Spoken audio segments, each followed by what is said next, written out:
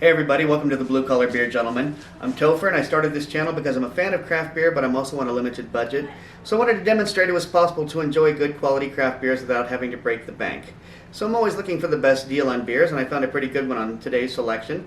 I paid $3.57 for this pint can of the Beam Reach IPA from Moonraker Brewing. I do not believe I have any experience with Moonraker beers previously. They're out of Auburn, California. Don't know much about this beer in particular. Went to Moonraker Brewing's website, could not find a listing for this beer. As I said, I've not had any experience with Moonraker. However, they do have the independent craft label right there, which Nancy will put up as a logo later. But you can see right there that it is there. This is not, do not discount a beer because it's not on there, but it is a safety guard. You know that you're actually dealing with the craft brewer when you see that. This beer was canned on my birthday, as luck would have it, which was July 30th of this year. So this can is actually just over a month and a half old. It does say on it, check the date and drink fresh, so I figure 45, 46 days has got to be well within reach, even for you IPA purists.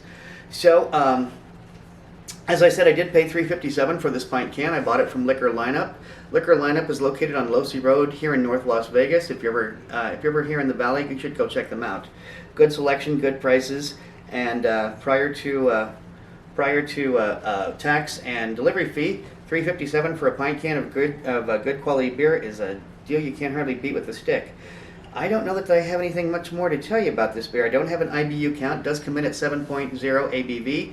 Typically an American IPA comes in between 5.5 and 7.5, so it's on the slightly higher end scale of the ABV range.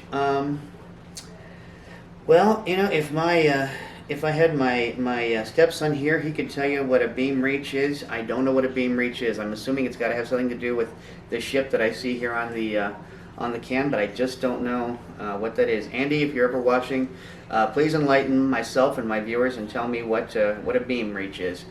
Well, I think we've gone over that. Quick notes about this beer. As I said, I could not find it on the brewery site. Also could find no listing for it on Beer Advocate. None of my friends on Untappd have checked in. 430 of us total have checked in on this beer, giving it a cumulative score of 4.16. So for less than 450 rankings to come in with a 4.16, that ain't bad at all. I've got to say this is actually getting some high marks. So I'm hoping good things for this beer, especially not having any experience with this brewery before. At least I don't think I have. Maybe I'll have to check my Untappd and see whether that's truly the case or not.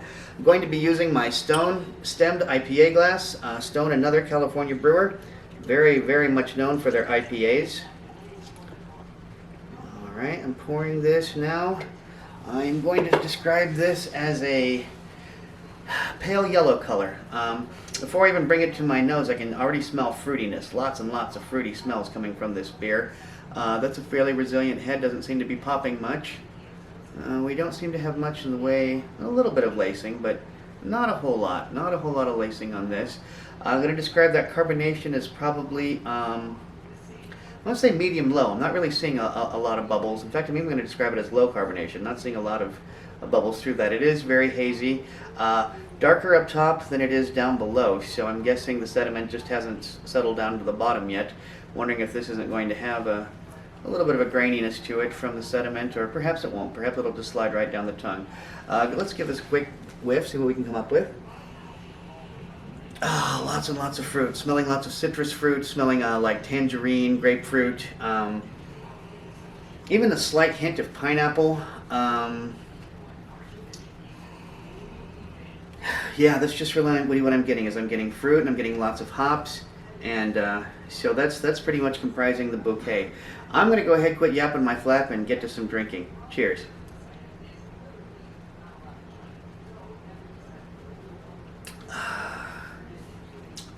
Okay, I'm going to describe that as a medium-low mouthfeel. Not a lot of spikiness to this. Kind of very mellow flavor. Not particularly bitter. Not like like you might expect from an IPA.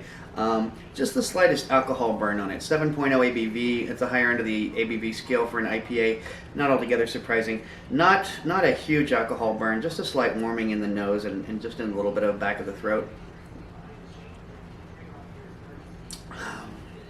The flavor is very, very, very subtle. I don't know.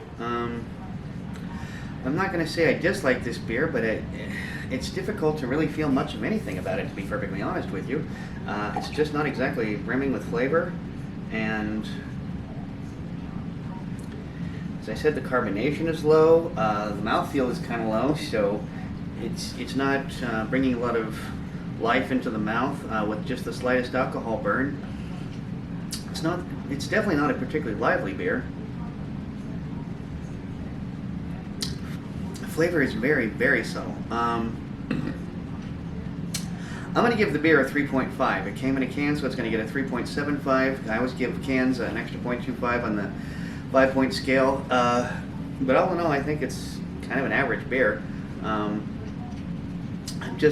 not catching whatever it was that's captivating those 350 people who cumulatively gave it a, I'm sorry, 430 people who cumulatively gave it a 4.16.